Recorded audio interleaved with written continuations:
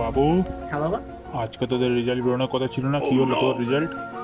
আমার রেজাল্টের কথা বাদ দাও, আমাদের যে ফার্স্ট বয় আছে বিকাশ, বিকাশ 40% নাম্বার পেয়েছি জানো। কিন্তু তোরটা? আর ওই আমাদের রঞ্জিত কাকুর ছেলে হচ্ছে পলাশ, ওরও মানে ফেল করে গেছে। তাই নাকি? না, পাস করতে পারেনি। আর আমাদের অজয়, অজয় ফেল করেছে। হ্যাঁ, কিন্তু তোর রেজাল্টটা কি হয়েছে? বলছি বলছি আমারটা বলছি, জানো না। আর তারপর বিপ্লব আছে, বিপ্লব তো কাঁদতে কাঁদতে বেরিয়েছে রেজাল্ট হাতে পাওয়ার পর। কি বাজে কোশ্চেন এসেছিল, কি বাজে কোশ্চেন এসেছিল, মানে কেউ লিখতে পারেনি এমন টাইপের কোশ্চেন করেছিল। প্রত্যেকটা সাবজেক্টে এত টাফ কোশ্চেন, এত টাফ কোশ্চেন। তোর কি হয়েছে রে? আমি আমার কি হবে? তুই কি বলবি না মার না না খাবি? না না না, বলছি বলছি বলছি।